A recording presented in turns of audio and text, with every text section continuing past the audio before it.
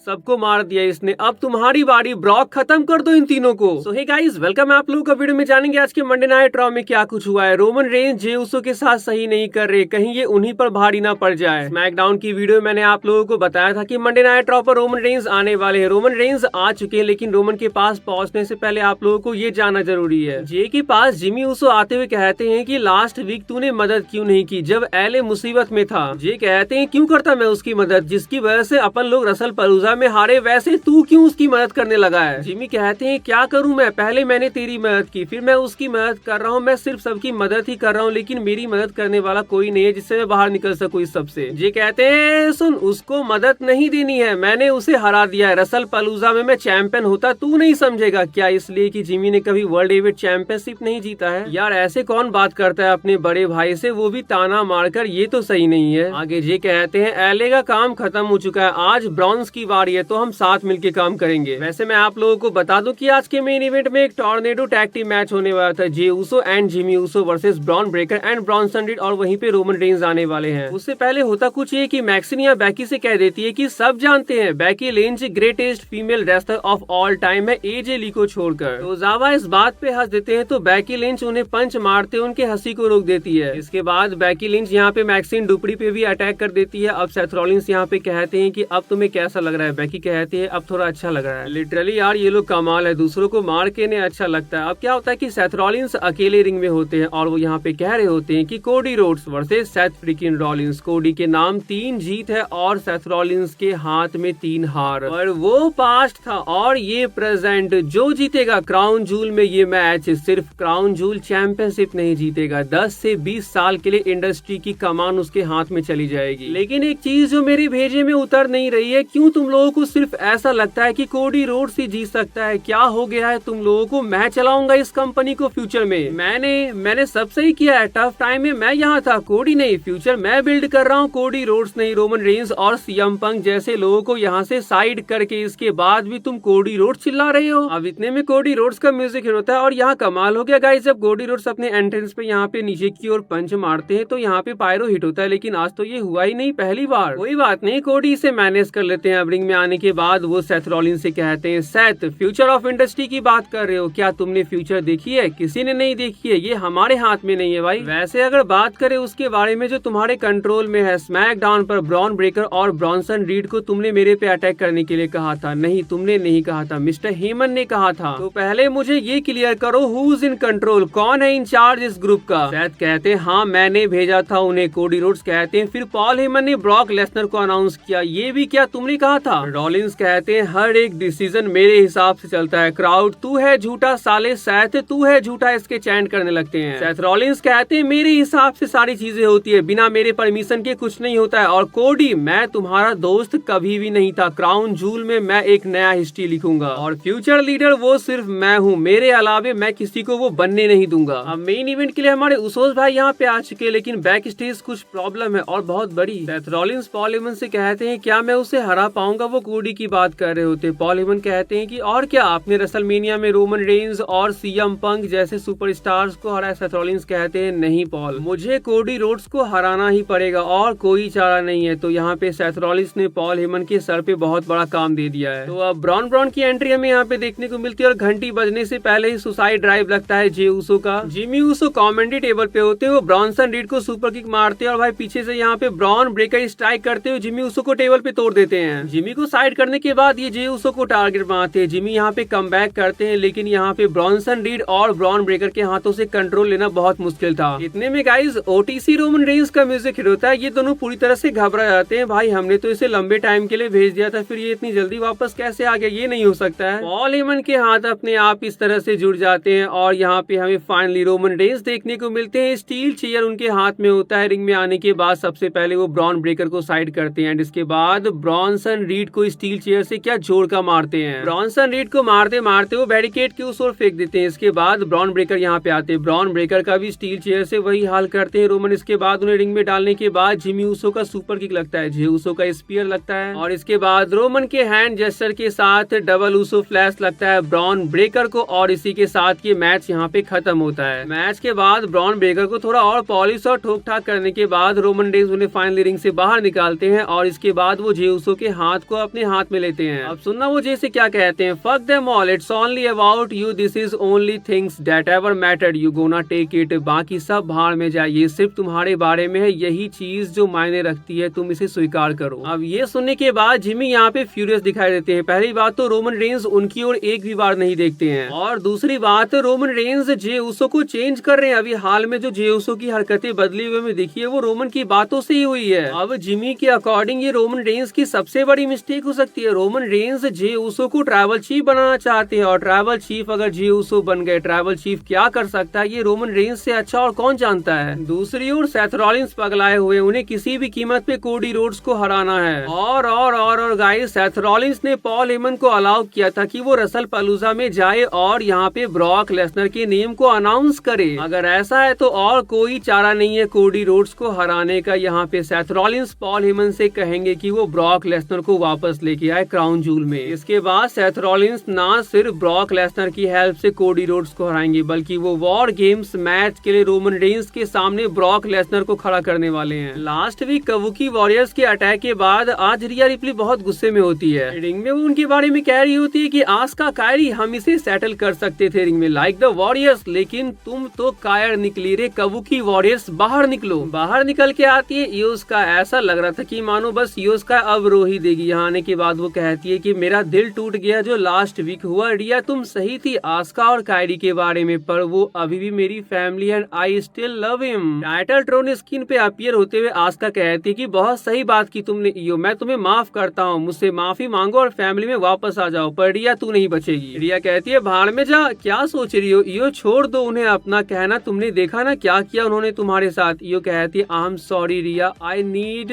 Time, मुझे थोड़ा वक्त चाहिए सोचने के लिए। इयो स्काई के रिंग से जाने के बाद रिया रिप्ली के ऊपर पीछे से अटैक हो जाता है कबूकी वॉरियर्स की ओर से। इयो स्काई रिंग में आती है, आस्का को दूर हटाती है, लेकिन आस्का का दिमाग फिलहाल हिल गया और उसे कोई ठीक नहीं कर सकता। आस्का यहाँ पे पॉइजन मिस्ट इयो स्काई के ऊपर स्प्रिट कर देती है। रिया रिप्ली हेल्प करने की कोशिश करती है, लेकिन इसका कोई फायदा नहीं था। फैमिली कहती है कबूकी वॉरियर्स, योको काय का फैमिली यार, यहाँ पे वो दर्द से चीख रही होती है और उनके ऊपर इंसेन एल्बो लगा दिया जाता है। बैक स्टेज जाने के बाद पता नहीं कायरी किस मुंह से इयो को ये कह रही होती कि फैमिली में वापस आ जाओ। इयो कायरी को यहाँ से चले जाने को कहती है, और इसके बाद जाते हुए कायरी क्या करती है कि वो एक ग्रुप फोटो यहाँ उनके हाथ में दे देती है। भाई अभी तो हाथ पैर से अटैक किया, फिर ये इमोशनल अटैक कर रही है, लेकिन अब इयो कोई भी इमोशनल ड्रामा में पार्टिसिपेट नहीं करने वाली है, वो सब कुछ समझ चुकी है। वो रिया से क्या कहती है कि हम एक टैग टीम करेंगे और सबक सिखाएंगे कबूकी वॉरियर्स को क्राउन जूल में। लास्ट वीक धक्का मारकर गिराने और दूर जाने को कहने के बाद बेली यहाँ पे लारा के टी शर्ट में खड़ी होकर उन्हें कहती चलो फिर से मेरे रिंग साइड खड़े रहना, लेकिन लारा कहती कि चले जाओ तुम यहाँ से, मैं तुम्हारे साथ नहीं चलने वाली। अब इसका रिजल्ट क्या निकलता है, बेली वर्सेस रकील रॉड्रिगीज के मैच में रकील रॉड्रिगीज यहाँ पे इस मैच को जीत जाती है रॉक्सन पेरिस के इंटरफेरेंस की वजह से। अगर लारा होती तो ये नहीं हो पाता। मैच जीतने के बाद रॉक्सन पेरिस वापस से अटैक कर देती है बेली के ऊपर, तो फाइनल यहाँ पे लारा वेल्किरिया आती है और उन्हें सेव करने की पूरी कोशिश करती है, लेकिन वो कर नहीं पाती है। अब एक बार फिर से बेली का दिमाग यहाँ पे घूमता है और भाई यहाँ पे वो रकील रॉड्रिगीज और रॉक्सन पेरिस को रिंग से बाहर करती है मारकर। इसके बाद ये सब चीज देखकर लारा वेल्किरिया डर जाती है, लेकिन बेली का स्माइल देखने को मिलता है। भाई वो हाथ देती है लारा को खड़ी होने में। भाई सच में कमाल है ये ड्यूअल सीम वाली बेली। साथ में तो आते हैं लेकिन साथ देते नहीं है। डोमिनिक मिस्टीरियो बड़ी हिम्मत करके जजमेंट डे के साथ यहाँ पे आते हैं रूसेफ से फाइट करने के लिए। फिन बैलर एंड जेडी मैकडॉन यहाँ से चले जाते हैं। अकेले अपने बलबूते पे उन्हें रूसेफ को हराना था, तो यहाँ पे क्या होता है कि भाई डोमिनिक में तो बल है ही नहीं, इसलिए वो क्या करते हैं कि अपने चैंपियनशिप को लेके यहाँ से निकलने लगते हैं। भले बल नहीं है रूसेफ इतना, लेकिन दिमाग भाई क्या कमाल का इस बंदे का। रूसेफ को टाइटल से मार के डोमिनिक यहाँ पे क्या करते हैं कि रेफरी को फूल बनाने की कोशिश करते हैं। रेफरी ये चीज देख लेते हैं और ये तरकीब यहाँ पे फ्लॉप हो जाती है, लेकिन अपने डोमिनिक के पास बहुत सारे आइडिया है। वो लो ब्लो मार देते हैं यहाँ पे रूसेफ को और भाई पिन करते हुए रोलअप के साथ वो इस मैच को जीत जाते हैं। जीत तो गए डोमिनिक, लेकिन रूसेफ इतनी आसानी से उनका पीछा नहीं छोड़ने वाले। फिलहाल पेंटा ने कह दिया है कि वो बहुत जल्द डोमिनिक के इंटरकॉन्टिनेंटल चैंपियनशिप के पीछे आने वाले हैं। वैसे क्राउड दिन पे दिन डोमिनिक को सपोर्ट करने लगा है, और भाई यहाँ पे क्या सच में ये बात सही है, greatest Mysterio of all time का वो बोर्ड लेके आए हुए थे। आज एजे स्टाइल्स से थैंक यू कहते हैं फैंस से, क्योंकि फैंस की वजह से ही एजे स्टाइल्स को मैच मिला है अगेंस्ट जॉन सीना। वो कहते हैं थैंक्स आपकी वजह से क्राउन जूल में जॉन सीना से लड़ने वाला हूँ और जॉन सीना की धुलाई करने वाला हूँ, जिसका नमूना वो आज दिखाते हैं ड्रैगन लीग के साथ एल ग्रंदे अमेरिकानो के चमचों को हरा आके। बैक स्टेज एक छोटी सी बहस के बाद LA Knight versus coffee Kingston का मैच कंफर्म होता है और भाई इस मैच में क्या होता है कि एले नाइट अपने BFT के साथ इस मैच को जीत जाते हैं। और क्या बताने लायक है इस मैच में। तो बस गाइस यही था हमारा आज का स्मैकडाउन। आप लोगों का कोई सवाल है तो कमेंट कर दीजिएगा, रिप्लाई मैं आप लोगों को जरूर दूंगा। वीडियो आप लोगों को अच्छी लगी तो चैनल को जरूर सब्सक्राइब कर लीजिएगा। मिलते हैं नेक्स्ट वीडियो में, तब तक के लिए bye and take care guys.